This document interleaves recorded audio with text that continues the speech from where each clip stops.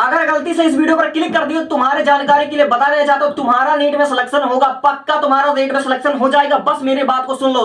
तुम चाहे टॉपर रहे हो, तुम्हारा चाहे फर्स्ट अटेम्प्ट हो, तुम्हारा चाहे लास्ट अटेम्प्ट हो, तुम 2-3 अटेम्प्ट दे चुके हो और चाहते हो कि तुम्हारा नीट में सिलेक्शन हो जाए इस साल 2026 में, तो तुम्हारे जानकारी के लिए बता देना चाहता हूं।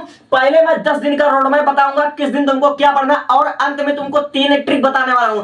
सबसे पहली बात, मेरे बातों को ध्यान सुन लो। जब मैं पेपर का एनालिसिस कर रहा था तो मैंने पाया कि 2011 में, 2012 में, 2013 में और 2010 में, यानी कि 4 साल में सबसे ज्यादा बायोलॉजी में डायग्राम आए हुए हैं। और कहते ना, हिस्ट्री हर बार रिपीट होती है, और मुझे ऐसा लगता है कि 15 साल के बाद हिस्ट्री ज्यादा रिपीट होने वाली है। यानी कहने का मतलब 2026 में आपकी ज्यादातर आपके डायग्राम देखने को मिलेंगे। 2025 में आपको फिजिक्स ने रुलाया था, तो मेरे दोस्तों आपको हो सकता है कि 2026 में केमिस्ट्री में थोड़ा आपको फेसेस करना पड़ेगा। मैं आपको 10 दिन का पहले रोड मैप बताता हूं, फिर आपको ट्रिक बताऊंगा, और फिर उसके बाद आपको एक ऐसी बात बता देना चाहता हूं जो आपका करियर डिसाइड कर लेगा। ठीक है, तो सुनो, अगर आप एक नीट एस्पिरेंट हो, 10 दिन में सिलेक्शन चाहते हो, तो मैंने 2011, 12, 13, 4 साल का जब मैंने देखा, पेपर को एनालिसिस किया, तो मैंने पाया कि 2010 में 8 से 10 डायग्राम नीट के पेपर में आए थे, और 2011 में, 2013 में लगभग आपके 9-10 केवल डायग्राम पूछ लिए थे, केवल डायग्राम से मतलब क्वेश्चन आए थे। तो बायोलॉजी में अगर 40 से 44 नंबर का केवल डायग्राम आ सकता है 2011 में, तो हो सकता है कि हिस्ट्री रिपीट हो जाए और 2026 में आपका केवल डायग्राम देखने को मिल जाए 30-40 नंबर का आपको देखने को मिल जाए। तो आपको क्या करना है, डे फर्स्ट यानी कि पहले दिन में 10 दिन का रोड मैं बता रहा हूं, कान खोल करके सुन लो।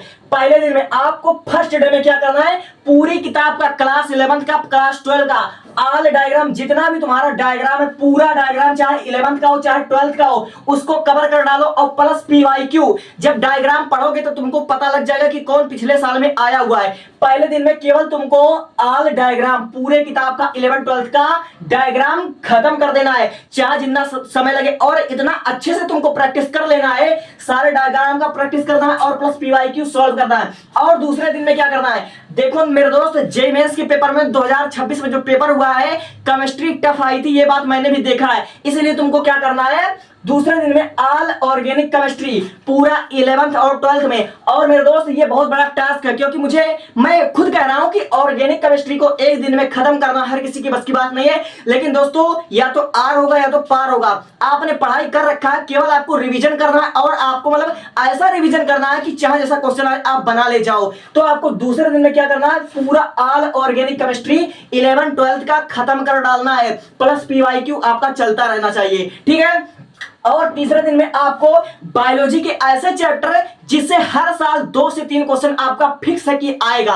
जैसे मैं बात कर लूं जेनेटिक्स का 2 से 3 क्वेश्चन आपको 8 से 12 नंबर देखने को मिलेगा हर साल। और मैं बात कर लूं इवोल्यूशन का, और मैं बात कर लूं मानव शरीर की क्रियाविधि, ये आपको तीसरे दिन में कवर कर लेना है। और ये मैं मानता हूं बड़ा चैप्टर है, लेकिन क्या करें, 10 दिन में ऐसे सिलेबस कवर नहीं हो सकता दोस्तों। इसलिए आपको जेनेटिक, इवोल्यूशन और मानव शरीर की क्रियाविधि प्लस पीवाईक्यू, प्लस ये सब चलना चाहिए, पीवाईक्यू और मॉक टेस्ट आपको डेली देना है। तो तीसरे दिन का आपका ये हो गया। और चौथे दिन में क्या करना है, फिजिक्स के ऐसे क्वेश्चन, ऐसे चैप्टर, मेरे दोस्तों अब सिलेबस को मारो गोली, चैप्टर को मारो गोली, केवल मोस्ट इंपोर्टेंट टॉपिक को हमें पकड़ना है, केवल मोस्ट इंपोर्टेंट टॉपिक को पकड़ना है। मेरे दोस्तों, आधुनिक भौतिकी से केवल आपका 18 से 16 से 20 नंबर का क्वेश्चन आ सकता है। तो आधुनिक भौतिकी जो कि थोड़ा इजी सिलेबस है, थोड़ा इजी चैप्टर है, लेकिन most most most most important है। इसलिए चौथे दिन में आप क्या करना है, आधुनिक भौतिकी, इलेक्ट्रोडायनेमिक और करंट इलेक्ट्रिसिटी और मैग्नीशियम और ईएमआई, ये आपको 5 चैप्टर चौथे दिन में हर हाल में, किसी हाल में आपको कवर करना है।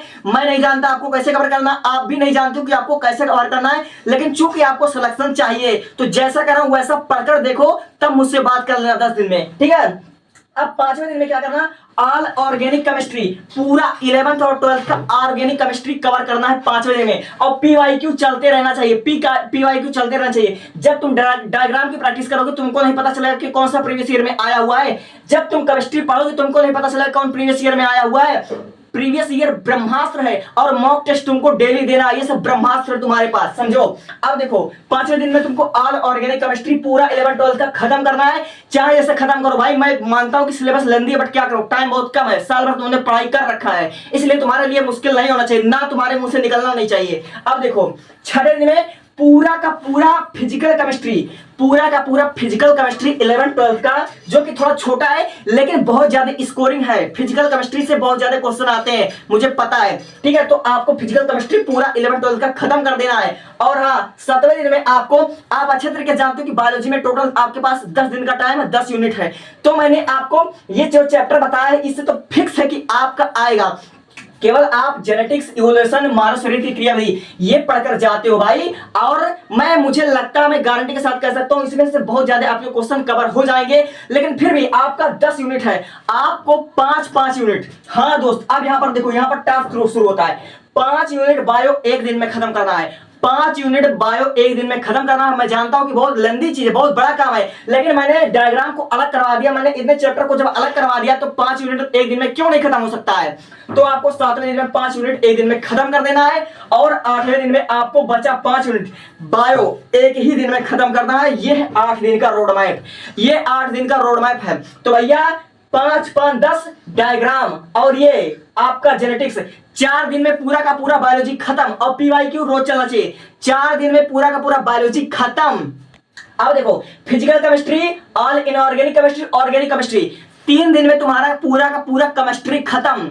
4 दिन बायोलॉजी को देना है, 3 दिन ऑर्गेनिक केमिस्ट्री और फिजिकल केमिस्ट्री, ठीक है। 3 दिन तुमको केमिस्ट्री को देना है, और बचे 3 दिन, 3 में से आपको ये चैप्टर पहले जो आएगा 100% आएगा, इस चैप्टर को आपको कवर कर लेना है। और बचेगा जो आपका 2 दिन, उसमें आपका जितना सिलेबस जो बच रहा है, most important, most repeated, most concept सहित आपको 2 दिन में कवर कर लेना है। तो इसी तरीके से 10 दिन का पूरा रोड मैप मैंने बता दिया, और इसी तरीके से तुमको पढ़ाई करना है अगर सिलेक्शन चाहते हो तो। क्योंकि भैया डायग्राम 100% फिक्स है कि आएगा, तुम्हें भी पता है। ऑर्गेनिक केमिस्ट्री आता है, और जे मेंस का पेपर में इस साल टफ आया था, तो हो सकता है केमिस्ट्री नीट में भी आपको रुला दे, तो आपको सावधान पहले से कर दे रहा हूं।